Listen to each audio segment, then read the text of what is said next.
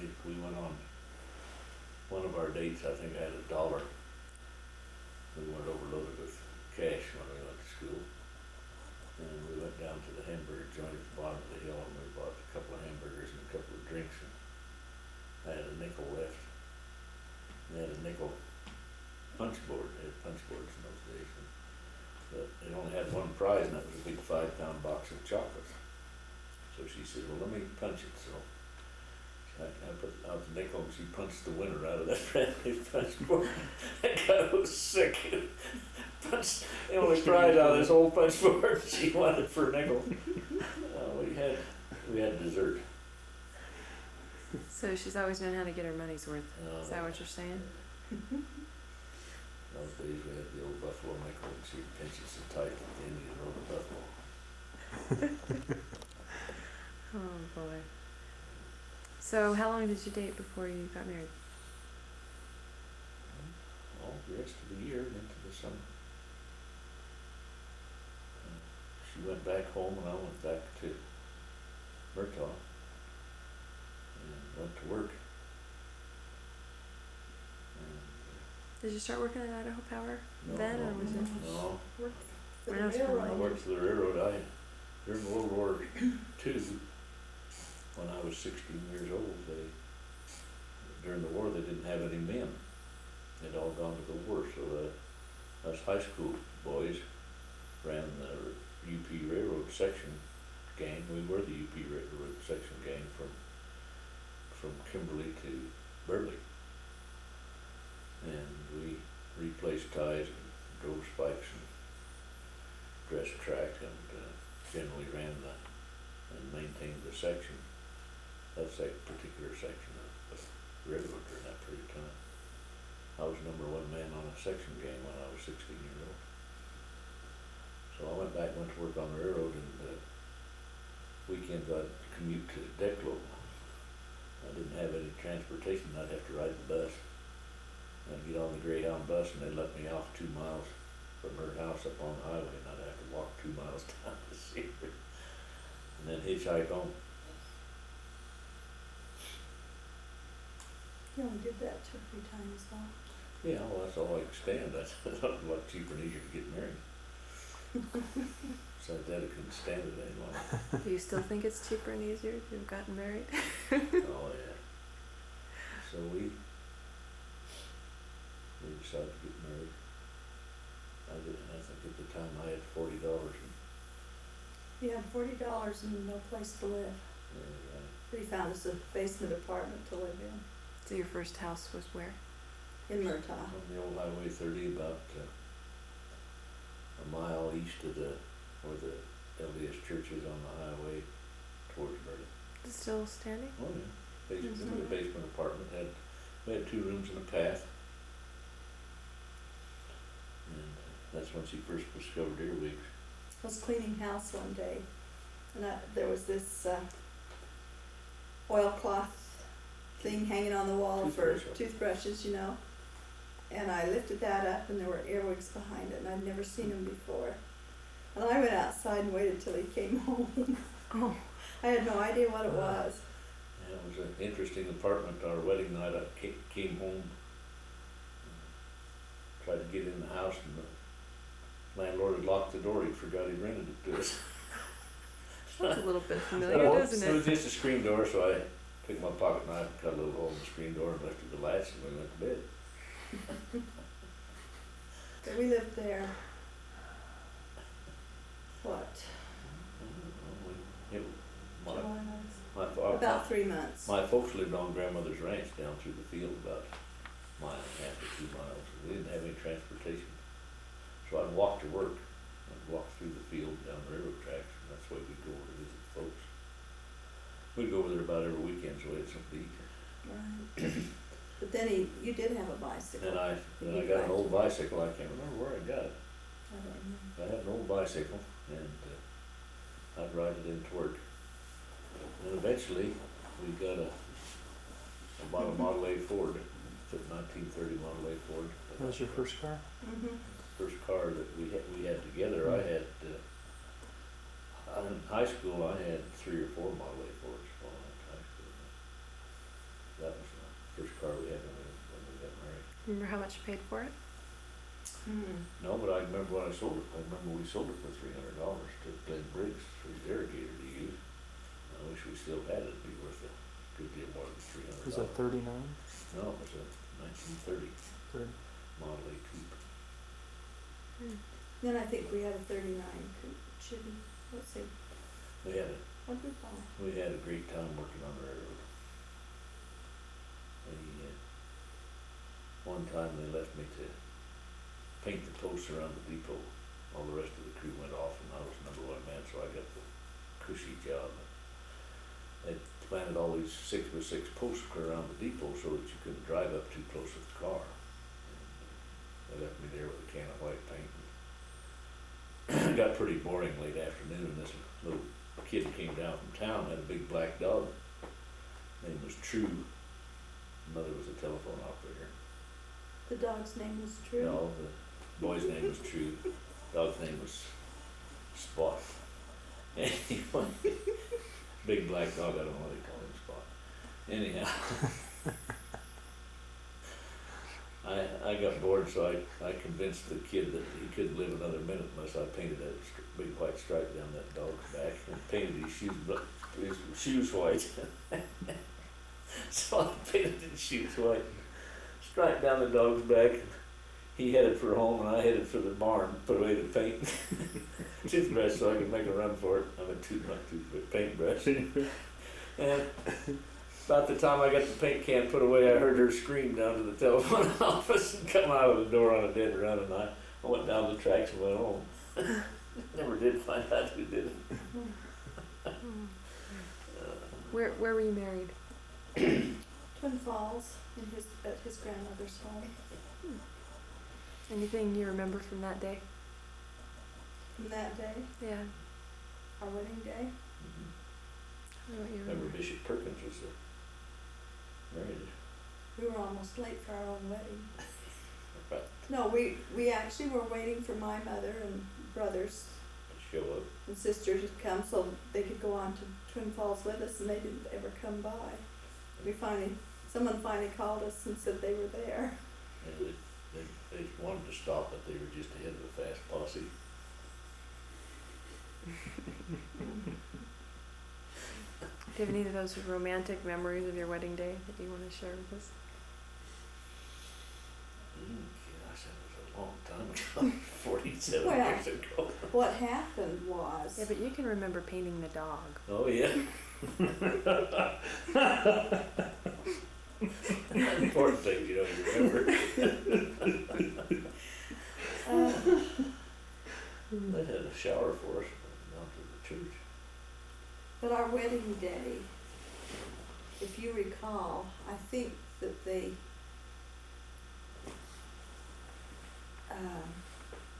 part of Oh, yeah. they got us each in Oh, separate yeah. cars. Chivalrous. It was on a Saturday, and they got us in separate cars and took us to Burley, to the Wydell, That's right. and they were going to. Anyway, they separated us, and they were going to dress us up, but Belva talked him out of that. I got away from them there in Murtaugh for a while and went under the car. And they drove around as they came down the street, the headlights shone under the car and saw me later. That was another time. Oh, that was another chivalry. Yeah. Okay. Mhm. Anyway, I remember that. But they did. Then we ended up together finally at the dance. When you were young newlyweds, your first house was in the basement apartment. And so when did you move into the chicken coop? Oh, okay. Quite a while later, actually, he quit. After we lived He in quit the railroad. actually we lived in the workshop before we lived in the no, the loafing shed. It was the workshop. Yeah, right. He quit the railroad, and Loafing we sheds now. I live in a loafing shed now. right. He quit the railroad and worked. He went right to the sugar factory and got a job, but it didn't start till October. And so when he started his job, we moved to Kimberly to a little three-room house. Need to tell them what. And a path. Need to tell them what led up to me quitting the railroad. You can tell them, I don't know. Right. we had a new foreman came out of the shop, and Nant had never been out on the line. And we were all big by then, big husky, 16, 17-year-old kids. And we worked on the railroad 10 hours a day, and then you went home and milked the cows and slopped the hogs and did all your chores at home, so you didn't have too much time to get into too much grief. But one day, a train hit a big bull just off the highway a little ways from Murtaugh. It had laid there the whole weekend in the hot sun, and so it was looked more like a balloon than it did a bull. And so we went out to work, and this foreman, I was number one man on the gang, so he said, "Walker, jump up on that bull and hit him with a pick." Because we dug this big hole and rolled him in it, and his stomach still stuck clear up out of the hole. So he wanted me to hit him with a pick, so he deflate him and he'd go down into the hole. So, no, I told him, I said, I may be young, but I wasn't stupid. I wasn't about to stick that bull. So he went clear down through the crew, and nobody else would do it either. So he said, "I'll show you guys." So he jumped up on that bull, hit it with that pick, and he just disappeared into the bull. I mean, literally disappeared down into the bull. He crawled out of there. We need the camera pointed the other way. He crawled out of that bull, and you can imagine, looked like something from some other swamp land or something. And he loaded that he was so mad, he loaded that 900-pound motor car all by himself and took off down the railroad to town. That was it, right afternoon. He came back about 3:30, and he was so clean and polished he squeaked. Never mentioned it again, but he had it in for me after that. So every opportunity he harassed me, until one day he harassed me too many times. And I told him, that's it. Got my lunch bucket and started down track towards town. If he was smart, I'd have quit when I was a little closer to town. I was out several miles. So I was mad, so I was stomping down the track talking to myself. And pretty quick I could hear all these voices behind me, and when I quit, the whole crew quit. And so he was out there all by himself, and the whole crew walked into town. That was the end of his crew. He had to do some recruiting. But left me without a job for the rest of the summer, so I went out and worked for farmers, and I planted carrots and hauled hay and hoed beets and beans and whatever I could get until the sugar factory run started, and that's when we moved to Kimberly into a house that my parents owned on Taylor Street. And it was so cold. The old house had a coal heater, and we'd stoke it up real good so it would stay warm into the night as long as we could. And my old Model A, the radiator leaked, and I didn't have enough money to fix it, so I'd just pour water in it. I wouldn't pour any water in it. It was so cold, it was only 7 miles to work, so I'd just drive it without any water that 7 miles, and it just started getting up to temperature when I got there. I'd turn around and drive it back. And it was so cold in there when if she happened to spill water on the floor, it'd freeze on the floor. I remember being worried when he lost his job or quit his job with the Actually, I wasn't concerned about it, because we did have that other job, right, that same afternoon. He went down and they signed him up. So we knew we had that job, and he was working, on the farm, so I was a bench chemist with the sugar factory, and worked in the laboratory. I had quite a bit of. And then he quit at the sugar factory because the car company job came open. I had quite a bit of chemistry in high school and a little bit in college, and so I worked on the juice bench, they called it, taking tests out of the amount of sugar that there was in the beets and so on. And towards the end of the run, they offered me the assistant chemist job. They kept 2 people year round, a chemist and an assistant chemist, and everybody else just worked during the sugar beet run. But I'd had an application in with Idaho Power for a period of time, and they said come to work. Because Von Deemer went to the Army, so Von Deemer went to the Army. And the reason he got on there was because Ken Blackburn went to the Army ahead of him. Yeah, right. So 2 Murtaugh boys went to the Army. That's the reason I got on with the power company. So I went to read meters. December 20th, 1948. Coldest winter I can ever remember. I had a Levi jacket, a pair of old Levi pants, and a pair of boots that had holes in the bottom. About froze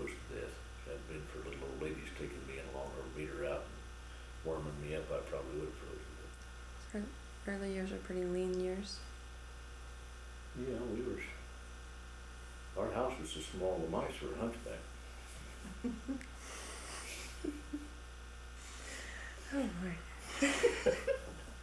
You didn't want a straight answer, did you? No. They Not anymore. actually, No, uh, we didn't know it. considering what a lot of other people received in wages, we did good. Power So company those are was pretty one good of the more jobs. sought after Yeah, jobs. I started $195 a month, so we thought. We paid $25 a month rent, and our power bill was about $4.50, and you know, so it If you went to was. the grocery store and got $25 worth of groceries, you had to have 4 kids help you pack it out to the car. So it was a good job, but we did It okay. was good fun. What year were you married? 1948 July. Help people understand kind of what was going on in the world then. Do you remember? Well, it was immediately after the war. We were juniors in high school when the war was over, but it was a reconstruction period after the war, and the economy was starting to pick up, and most of the major industry in southern Idaho was just starting to expand.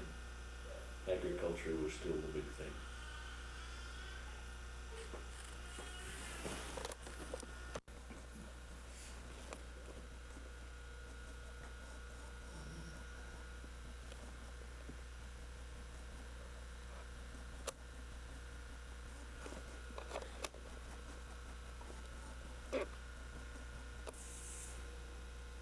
What's the next question? So we're kind of trying to paint a picture of what things were like. Well, let's talk about the war years when you were in. Did you say you were in junior high during World War I II? can remember December 7th, We were 8th graders. when the Japanese attacked Pearl Harbor. It was a Sunday morning. How did that feel? And well, it was almost unbelievable. My parents had gone somewhere, and we were living in a trailer house, mobile home in Kimberly, back of the old Texaco station on the corner. And I was in 8th grade, 7th grade. 7th or 8th, and I was home alone at the time. And it came on the radio. And my parents came home and I told them, they didn't believe me. I made that some cock and bull story. They soon convinced them, and everybody was in a state of shock. I can remember gasoline was rationed, It's probably 7th. tires were rationed, and sugar was rationed. And I remember there was a big tanker load of airplane fuel came around the corner right in front of where we lived, and it tipped over and ruptured the tank. And everybody was out there with their buckets and their pans and their dishpans and tubs, and gathered up that 100 octane fuel and put it in those old cars, and it just burnt the valves out, all of them. Everybody was desperate for gasoline. They gathered up everything they had. And see, I grew up on a farm, and so we had a T card, ration card, because we could get all the gas and They had supplies that. They had A stamps for conventional automobiles. They had C stamps for pickups and so on, and then T stamps were for farmers, for tractors and so on. But we had a pickup. I had an old Model A Ford that I drove, and the tires got so bad I jacked another set of tires on over the top of the tires that I had on there, so that the holes wouldn't match up. And it was a little hard to steer, but it did get you from point A to point B, and we were always able to, among all my buddies, we were able to rake up enough gas stamps to have gas to run the car. It was, gas is pretty expensive though. It cost us 25 cents a gallon. And see, we never experienced any of that because we lived on the farm. So we had food, and gasoline, and didn't really have any problems in that area.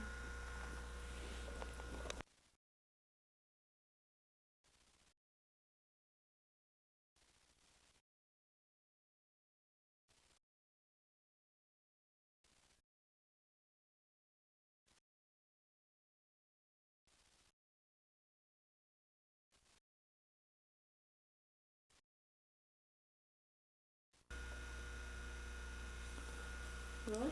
Yeah. Speed. Did you have family members, friends who were in the war? The only one in the Walker family of the dad and his brothers that were old enough to go was David. He was the youngest. And he was in the Air Force. He got a load of flak in his backside over Europe, and they brought him back to the States to something that was more safer, so they put him driving a car for a general in Washington till the end of the war, sitting on where he got shot. But that's all the other boys were too old. How'd you feel about war? How was it portrayed? Well, we had a real effective propaganda machine during the war, and we learned to hate Germans and Japanese very, very well. And with the atrocities that were going on and were highlighted on the newsreels at the movies and on the radio, it was a war to the death. It was either us or them at the time. And so it came a little closer. It came a little closer to home because we had Japanese internees at Hunt Jap Camp, and we also had a German prisoner of war camp at Paul. And you guys, this isn't funny. And and All of a sudden, Mom's like, one of my jobs during the summer was to spread sacks for the Japanese when they picked spuds on our ranch and on Uncle Ed's ranch, and also the German internees when they came out, they came out to work on the farm. They had an armed guard that was armed with a submachine gun. They all seemed to be very glad to be alive and to be working in the United States in as favorable conditions as they were. And I talked to a few that could speak English, and like I said, they weren't in favor of the war. The only reason they were fighting is because they were forced to. The ones that we had over here, the Japanese that were interned at the Japanese internment camp at Hunt were all probably as good or better citizens than we were. It was just a matter of hysteria, and they took all the Japanese people off the coast and put them in those old barracks out there in the middle of the desert. And it was criminal, really, on our part. It was just a hysterical thing that happened during the war. I can remember how happy everybody was when the war was over, and how everybody celebrated the end of the war. How did you see the atomic bomb at that point? You heard about it? Well, everybody felt good about that because we weren't in love with the Japanese, and they mistreated a lot of our people in the Bataan Death March, just for one example, and we were just glad to have it over with. The general consensus of opinion was, had we had to storm the coast of Japan as we had all the other islands as we progressed up there towards Japan, probably would have taken several million lives.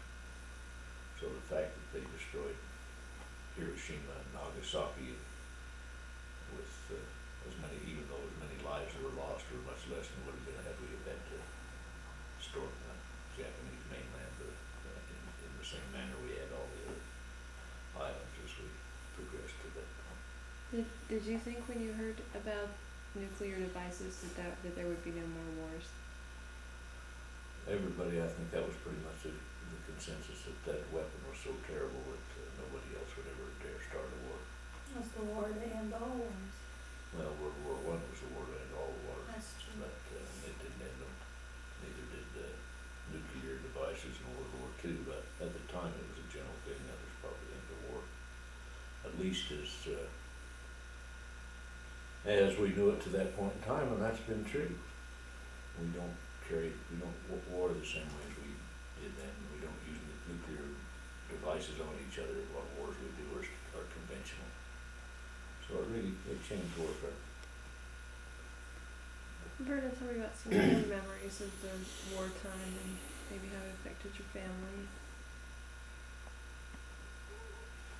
Well, I probably didn't follow the war as close as he did because we didn't go to movies. I don't really, my mother had 2 younger brothers who were in the service. And I remember most of what we knew about it would be, letters from them. But it didn't affect us, like I said, living on a farm as much maybe economically, or we just didn't have the privation maybe that people did in town. I really got into the war because I was in love with the Air Force, and I built model airplane, and I probably built every model airplane, a model of every airplane that flew in World War II, and I knew all the details about every one of them. That was something that men or guys got into more than we did, probably.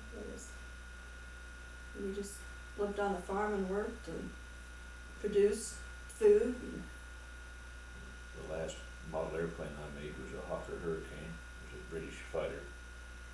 Had about a 3-foot wingspan. I made it from scratch with strips of balsa wood and with the paper over the outside of it, and then we treated it with a particular kind of a paint. It was an exact replica. It would fly. I just got it finished, took it out and flew it. We were living in a mobile home next to the sugar factory down Twin Falls at the time. I brought it in, set it down on the Davino, and went and got me a drink of water or something, and came back and set on it. Smashed it flat on the fritter. And that was my last model airplane. Pause that for a minute. it ended. 1945. After my dad died. Huh?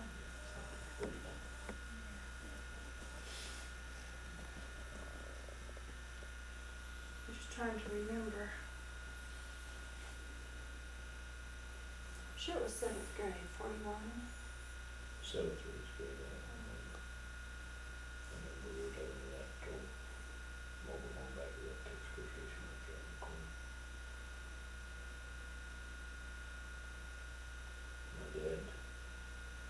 My dad went to Boise. We moved to Boise and helped build Gallantry at the start of World War II. That was in the 7th grade, so it had to be the 7th 7th grade, because, we still lived out on the old place.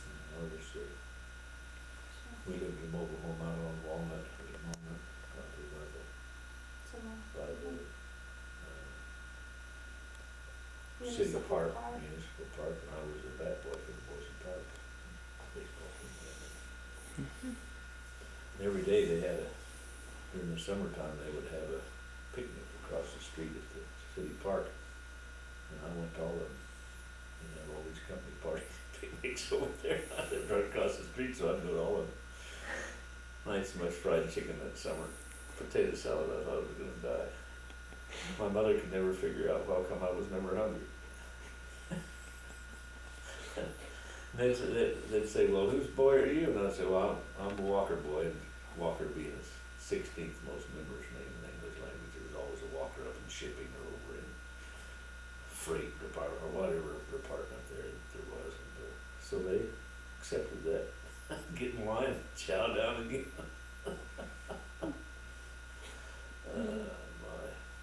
We had talked about some of your early married years, and we're kind of getting up to the married years.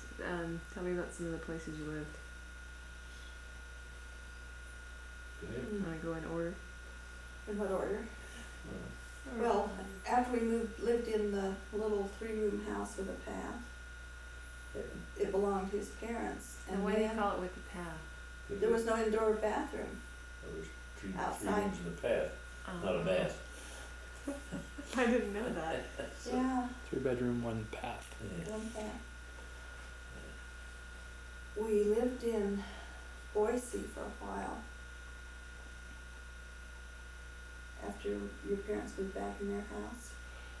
Lived in Twin Falls. Oh, yeah. Not Rush. Twin Falls. Across from, that's right, across from George K's restaurant, And it was Chinese restaurant. an old two-story house, had a beauty shop in the front. We lived in the back. Big old house. Tell them about your early morning experience in that house. Oh, when this guy came to the door and wanted to see our, And Toothbrushes. 6 o'clock in the morning. you see, at this point in time, we had 2 children. Susan was the baby. And he was gone most of the time, and he'd come home Wednesday nights, that he and this guy would drive down from Haley, and then they'd go back up till Friday night. But one morning, someone knocked at the door, and they wanted to see my toothbrushes. And I He said, why do you want to see our toothbrushes? Anyway, they thought that he was the Fuller Brush Man because the Fuller Brush Man's name was Al Walker. I couldn't figure out why they wanted to see my toothbrush. 6 o'clock in the morning. Oh, first of all, do you have any toothbrushes? Well, yes. Well, could we see them? Well, why do you want to see my toothbrushes? Getting pretty personal. Pretty good. Where did you live when Lauren was born? We lived in Kimberly in that little 3-room house. When the water froze on the floor. I spent half that winter under the house with a blowtorch thawing the pipes out. Yeah. Mm, So Lauren liked to play with dolls. Isn't that what you're No. saying? How? No, he didn't. But, he was Wait a minute. We moved from the house in town to Quincy. out on Lawrence's. How many different And houses we have you lived in lived that in? house in Kimberly twice. All right, but we lived in that house in Kimberly, and then we moved out to Lawrence's and lived in the workshop, and then we graduated to the chicken coop.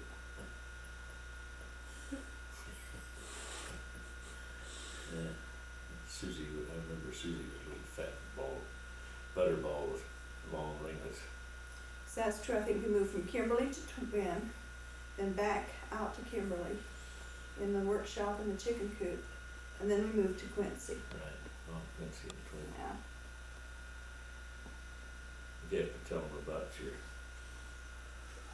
winter experience when we lived there. When we went to Twin to see the John Wayne show that got snowed in Well, that was when before Lauren was just born. before he was born. We went to Twin Falls to watch 2 John Wayne movies, and we came out and it had snowed while we were in there, I mean, a lot. and we were the only car who made it through From Kimberly to Twin from Falls. Twin to Kimberly that The only night. reason we did was because there was a car company pickup ahead of us, Was breaking the, breaking track for us. And I had an old 36 Chevrolet with high wheels, and it had a south wind gas heater in it that kept us from freezing to death. And this Ken McFarland and his wife and her little brother was with us. their little baby. And their little baby. We'd get out and shovel and shovel and shovel to get down the road, and then we'd get back in. This kid, all he did all night was complain about how cold he was. And then between shoveling and that heater in the car, everybody else was in a sweat. When we got back to home, we found out he'd been sitting on a gallon of ice cream and sat back there all the way. Oh no. Anyway, we made it. We had a new baby in there, and she was about to. And we really sweat blood before we got back home. That could have really been bad. Oops, yeah. Is it a good movie? John Wayne was so young, he just had a little bit part. He came on the stage once. Oh no. But anyway, So tell me about when Lauren was born. Oh. go ahead. I was just not a witness. This is when you were beginning parents. Well, when he was Advanced born, parents. this was the winter of '49, and it was really cold. And the doctor had us go, I think he must have thought we still lived in Murtaugh, because the doctor lived in Kimberly, but he had us go stay with his grandma and Twin so we wouldn't get snowed in. Snowed out. Snowed out of, anyway. So we were there, and I kind of slept clear through the labor almost, and then the nurses got excited and had to call the doctor to come to the hospital. And keep her from having the baby until the doctor got there. Yeah. 'cause I kind of slept through it and they were not paying attention, I guess. She'd been in there for about 24 hours.